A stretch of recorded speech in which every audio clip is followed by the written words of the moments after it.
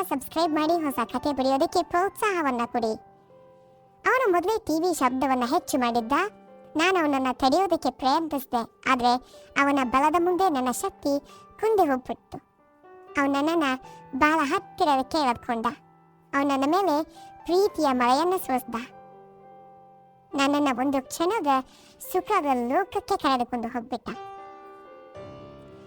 ಗಂಡನ ಅನಾರೋಗ್ಯದಿಂದ ಕಂಗೆಟ್ಟಿದ್ದ ನನಗೆ ಗೋಪಾಲನ ಮೂಲಕ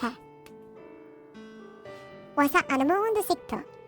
ಹಾಯ್ ಫ್ರೆಂಡ್ಸ್, ಎಲ್ಲರಿಗೂ ನಮಸ್ಕಾರ. ನಾನೊಂದು ಹೊಸ ಕಥೆಯೊಂದಿಗೆ ನಿಮ್ಮ ಮುಂದೆ ಬಂದಿದ್ದೇನೆ. ದಯವಿಟ್ಟು ಈ ಕಥೆಯನ್ನು ಕೊನೆವರೆಗೂ ನೋಡಿ, ತುಂಬ ಎಂಜಾಯ್ ಮಾಡ್ತೀರಾ. ಹಾಗೆ ನಮ್ಮ ಚಾನಲನ್ನು ದಯವಿಟ್ಟು ಸಬ್ಸ್ಕ್ರೈಬ್ ಮಾಡಿ. ನನ್ನ ಹೆಸರು ನೀತಾ. ನನ್ನ ವಯಸ್ಸೀಗ ಸುಮಾರು 34 ವರ್ಷ. ನಾನು ಒಬ್ಬ ಸಾಮಾನ್ಯ ಗೃಹಿಣಿ, ಹೌಸ್ ವೈಫ್. ನನ್ನ ಗಂಡನ ಹೆಸರು ಶೇಖರ್. ಅವರು ಸಿಟಿಯ ಒಂದು ಫೇಮಸ್ ಕಾಲೇಜಿನಲ್ಲಿ, ಇಂಜಿನಿಯರಿಂಗ್ ಕಾಲೇಜಿನಲ್ಲಿ ಹಿರಿಯ ಉಪನ್ಯಾಸಕರಾಗಿ ಸೇವೆ ಸಲ್ಲಿಸ್ತಾ ಇದ್ದಾರೆ, ಸೀನಿಯರ್ ಲೆಕ್ಚರರ್. ನನ್ನ 18ನೇ ವಯಸ್ಸಿನಲ್ಲಿ ಅವರೊಂದಿಗೆ ನನ್ನ ವಿವಾಹವಾಯಿತು. ನಮ್ಮದು ಸಾಧಾರಣ ಮಧ್ಯಮ ವರ್ಗದ ಕುಟುಂಬ ಆಗಿತ್ತು. ಆದರೆ ನನ್ನ ಗಂಡನದ್ದು ಬಹಳ ದೊಡ್ಡ ಶ್ರೀಮಂತ ಕುಟುಂಬ. ನಮ್ಮ ಅಕ್ಕನ ರಿಲೇಷನ್ ಮದುವೆಯಲ್ಲಿ ನನ್ನನ್ನು ನೋಡಿದ ಅವರು ತುಂಬ ಇಷ್ಟಪಟ್ಟರು. ಅವ್ರ ಕಡೆಯವರು ಬಹಳ ಇಷ್ಟಪಟ್ಟರು. ಕೂಡಲೇ ಮನೆಗೆ ಬಂದು ಮದುವೆಯ ಮಾತುಕತೆಯನ್ನು ನಡೆಸಿ ಸಂಬಂಧವನ್ನು ಕುದುರಿಸಿಬಿಟ್ರು. ಹೀಗಾಗಿ ನನ್ನ ಊರಿಗೆ ಅರ್ಧಕ್ಕೆ ಬ್ರೇಕ್ ಬಿದ್ದು ಸಣ್ಣ ವಯಸ್ಸಿನಲ್ಲೇ ಮದುವೆಯಾಯಿತು. ನಮಗೆ ಈಗ ಒಬ್ಬ ಮಗ ಮತ್ತು ಒಬ್ಬ ಮಗಳು ಇದ್ದಾರೆ. ಮಗನಿಗೆ ಅನಿಲ್ ಹಾಗೂ ಮಗಳಿಗೆ ಅನಿತಾ ಅಂತ ಹೆಸರಿಟ್ಟಿದ್ದೇವೆ. ನಮ್ಮ ಸಂಸಾರ ಬಹಳ ಸುಂದರವಾಗಿ ಸಾಗ್ತಾ ಇತ್ತು. ಇನ್ನು ಕತೆಗೆ ಬಂದ್ರೆ, ಆ ಕರಾಳ ದಿನ ನನಗೆ ಈಗಲೂ ನೆನಪಿದೆ. ಅವತ್ತು ಶನಿವಾರ ಬೆಳಗ್ಗೆ ಎಲ್ಲರೂ ಜೊತೆಯಾಗಿ ಕೂತ್ಕೊಂಡು ತಿಂಡಿ ತಿಂದ್ವಿ. ನನ್ನ ಗಂಡ ಶೇಖರ್ ಅವರು ಕೆಲಸಕ್ಕೆ ಹೊರಡುತ್ತಾ, ನೀತಾ, ಸಾಯಂಕಾಲ ಎಲ್ಲರೂ ರೆಡಿಯಾಗಿರಿ, ಮಕ್ಕಳನ್ನು ದೇವಸ್ಥಾನಕ್ಕೆ ಕರೆದುಕೊಂಡು ಹೋಗೋಣ ಅಂತ ಹೇಳಿ ಕಾಲೇಜಿಗೆ ಹೊರಟರು. ಆದರೆ ಅವರು ಹೋದ ಅಲ್ಪ ಸಮಯದಲ್ಲೇ ನನಗೆ ಒಂದು ಆಘಾತಕಾರಿ ಸುದ್ದಿಯೊಂದು ಕೇಳಿಬಂತು. It was very shocking for me. ಅವರು ಕೆಲಸಕ್ಕೆ ಹೋಗುವ ದಾರಿಯಲ್ಲಿ ಅಪಘಾತವಾಗಿ ಆಸ್ಪತ್ರೆಗೆ ದಾಖಲಾದ ವಿಷಯ ನನಗೆ ತಿಳಿಯಿತು. ವಿಷಯವನ್ನು ತಿಳಿದ ತಕ್ಷಣ ನಾನು ದಿಗ್ಭ್ರಮೆಗೊಂಡು ಅಲ್ಲೇ ಪ್ರಜ್ಞೆ ತಪ್ಪಿ ಬಿದ್ದೆ. ಕಣ್ಣನ್ನು ಬಿಟ್ಟು ನೋಡುವಷ್ಟರಲ್ಲಿ ನಾನು ಆಸ್ಪತ್ರೆಯಲ್ಲಿದ್ದೆ. ನನ್ನ ಎದುರಿಗೆ ನನ್ನ ತಂಗಿ ಮತ್ತು ಭಾವ ಆತಂಕದಿಂದ ನಿಂತಿದ್ರು. ನಡೆದ ಘಟನೆಯನ್ನು ತಿಳಿದು ಅವರನ್ನು ನೋಡಲೇಬೇಕೆಂದು ಬಹಳ ಹಠವನ್ನು ಮಾಡಿದೆ. ಆಗಲೇ ಅವರ ಕಾಲೇಜಿನ ಸ್ನೇಹಿತರೆಲ್ಲರೂ ಮತ್ತು ಕೆಲವು ಪ್ರೀತಿಯ ವಿದ್ಯಾರ್ಥಿಗಳು ಅಲ್ಲಿಗೆ ಬಂದರು. ಡಾಕ್ಟರ್ ಬಂದು ಅವರಿಗೆ ಪ್ರಾಣಾಪಾಯವಿಲ್ಲ ಅಂತ ಹೇಳಿದ್ರು. ಆದರೆ ಅವರ ಬೆನ್ನು ಮೂಳೆಗೆ ಬಲವಾದ ಪೆಟ್ಟಾಗಿದೆ ಅಂತ ತಿಳಿಸಿದ್ರು. ನೀತಾವ್ರೆ, ನಿಮ್ಮ ಗಂಡನನ್ನು ಇನ್ನು ಮುಂದೆ ಬಹಳ ಜಾಗರೂಕತೆಯಿಂದ ನೋಡ್ಕೊಳ್ಬೇಕು ಅಂಥೇಳಿ ನನಗೆ ಅಡ್ವೈಸ್ ಮಾಡಿದ್ರು, ಸಲಹೆಯನ್ನು ನೀಡಿದ್ರು. ವೈದ್ಯರು ಅವರಿಗೆ ದೀರ್ಘಕಾಲದ ಪೂರ್ಣ ವಿಶ್ರಾಂತಿ ಬೇಕು ಅಂಥೇಳಿ ಕಟ್ಟುನಿಟ್ಟಾಗಿ ಹೇಳಿದ್ರು. ಅವರು ಈಗ ಯಾರು ಸಹಾಯವಿಲ್ಲದೆ ಎದ್ದು ನಿಲ್ಲೋದಕ್ಕೆ ಆಗೋದಿಲ್ಲ.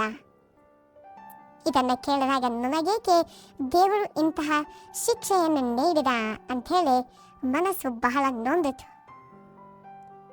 ಹೀಗೆ ಆಸ್ಪತ್ರೆಯಲ್ಲಿ 15 ದಿನಗಳು ಕಳೆದವು. ನನ್ನ ಮಗ ಅನಿಲ್ ತನ್ನ ತಂದೆಯ ಜವಾಬ್ದಾರಿಯನ್ನು ಬಹಳ ಶ್ರದ್ಧೆಯಿಂದ ನೋಡ್ಕೊಳ್ತಾ ಇದ್ದ. ನಂತರ ನಾವು ಮನೆಗೆ ಹಿಂತಿರುಗಿದ್ವಿ ಹಾಸ್ಪಿಟಲಿಂದ.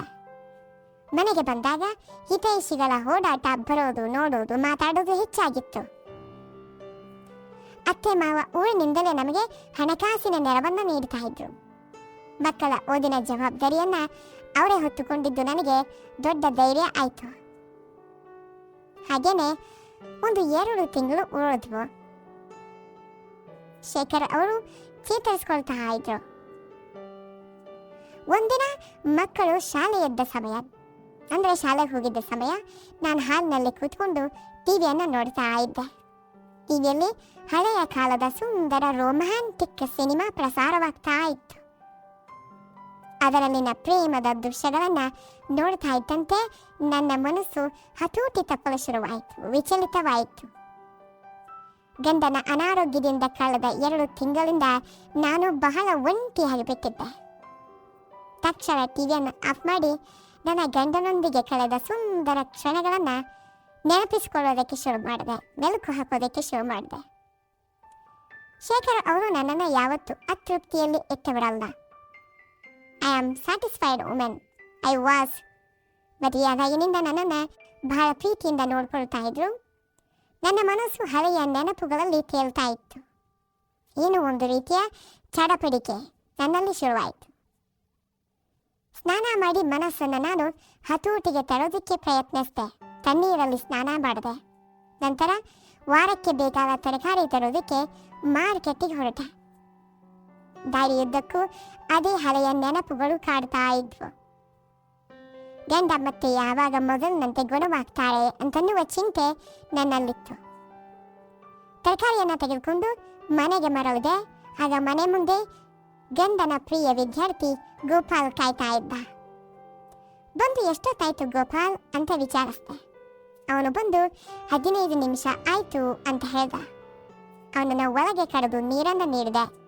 ಆಮೇಲೆ ನನ್ನ ಗಂಡ ವಿಶ್ರಾಂತಿ ಪಡೆಯುತ್ತಿರುವ ಕೋಣೆಗೆ ಅವಳನ್ನು ಕಳಿಸ್ದೆ. ನಾನು ಅಡಿಗೆ ಮನೆಗೆ ಹೋಗಿ ಕಾಫಿ ಮಾಡಿಕೊಂಡು ಬರೋಷ್ಟರಲ್ಲಿ ಅವನು ಹೊರಗೆ ಕುಳಿತಿದ್ದ. ಗಂಡ ಗಾಢವಾಗಿ ನಿದ್ರಿಸ್ತಾ ಇದ್ದಾರೆ ಅಂತೇಳಿ ಅವನು ನನಗೆ ಹೇಳ್ದ. ಎಲ್ಲ ಒಳ್ಳೆಯದಾಗಲಿ ಮೇಡಮ್, ಸರ್ ಬೇಗ ಗುಣವಾಗ್ತಾರೆ ಅಂತ ನನಗೆ ಧೈರ್ಯವನ್ನು ಹೇಳಿ ಅವನು ಅಲ್ಲಿಂದ ಹೊರಟು ಹೋದ. ಮರುದಿನ ತಪಾಸಣೆಗಾಗಿ ಆಸ್ಪತ್ರೆಗೆ ಹೋಗಬೇಕಿತ್ತು, ಚೆಕಪ್ಗೆ. ಒಬ್ಬನೇ ಗಂಡನನ್ನು ಕರೆದೋಗುವುದು ಕಷ್ಟ ಅಂತ ಯೋಚನೆ ಮಾಡಿದಾಗ ಗೋಪಾಲ್ ನೆನಪಾದ. ಅವನಿಗೆ ಫೋನ್ ಮಾಡಿ ಸಹಾಯ ಕೇಳಿದೆ. ಅವನು ತಕ್ಷಣವೇ ಒಪ್ಪಿ ಬಂದ. ಗೋಪಾಲ್ ಬಂದಮೇಲೆ ಇಬ್ಬರು ಸೇರಿ ಗಂಡನನ್ನು ಎಬ್ಬಿಸೋದಕ್ಕೆ ಹೋದ್ವಿ. ಗಂಡನನ್ನು ಹಿಡಿದು ಎತ್ತುವ ಸಂದರ್ಭದಲ್ಲಿ ಗೋಪಾಲ್ ಕೈ ಆಕಸ್ಮಿಕವಾಗಿ ನನ್ನ ಮೇಲೆ ಬಿತ್ತು. ಆಗ ನನ್ನಲ್ಲಿ ಒಂದು ವಿಧವಾದ ಸಂಚಲನ ಉಂಟಾಯಿತು. ಅವನು ಕೂಡಲೇ ಸಂಕೋಚದಿಂದ ಸಾರಿ ಕೇಳ್ದ, ಕೈ ತೆಗ್ದ. ಆಸ್ಪತ್ರೆಗೆ ಹೋಗಿ ವೈದ್ಯರನ್ನ ಕಂಡು ಎಲ್ಲ ಕೆಲಸ ಮುಗಿಸಿ ಮನೆಗೆ ವಾಪಸ್ ಬಂದ್ವಿ.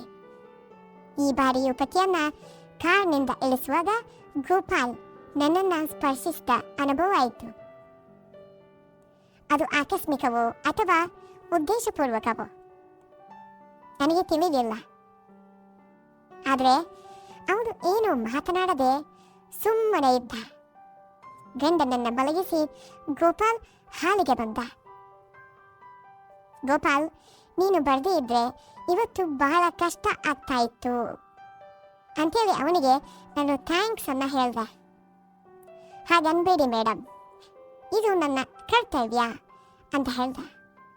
ಊಟ ಮಾಡಿ ಹೋಗು ಅಂಥೇಳಿ ನಾನು ಅಡಿಗೆ ಮನೆಗೆ ಹೋದೆ. ಅಲ್ಲಿ ತರಕಾರಿ ಹೆಚ್ಚುತ್ತಾ ಇರಬೇಕಾದ್ರೆ ಯಾರು ಬಂದಂತೆ ಭಾಸ ಆಯಿತು. ಹಿಂತಿರುಗಿ ನೋಡಿದ್ರೆ ಅಲ್ಲಿ ಗೋಪಾಲ್ ನಿಂತಿದ್ದ ಅಡಿಗೆ ಮನೆಯಲ್ಲಿ.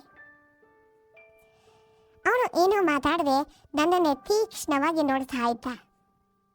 ಅವನ ಮುಖದಲ್ಲಿ ಒಂದು ರೀತಿಯ ಆತಂಕ ಮತ್ತು ಅದಮ್ಯ ಆಸೆ ಇತ್ತು. ಅವನ ಹತ್ರ ಬಂದಾಗ ನಾನು ಭಯದಿಂದ ಮತ್ತು ಸಂಕೋಚದಿಂದ ಹಿಂದೆ ಸರಿದೆ. ಆದರೆ ಅಲ್ಲಿಂದ ತಪ್ಪಿಸಿಕೊಳ್ಳೋದಕ್ಕೆ ಜಾಗ ಇರಲಿಲ್ಲ. ಗೋಪಾಲ್ ಮೊದಲೇ ಟಿವಿಯ ಶಬ್ದವನ್ನು ಹೆಚ್ಚು ಮಾಡಿದ್ದ. ನಾನು ಅವನನ್ನು ತಡೆಯೋದಕ್ಕೆ ಪ್ರಯತ್ನ ಮಾಡಿದೆ. ಆದರೆ ಅವನ ಬಲದ ಮುಂದೆ ನನ್ನ ಶಕ್ತಿ ಕುಂದಿ ಹೋಗಿಬಿಡ್ತು.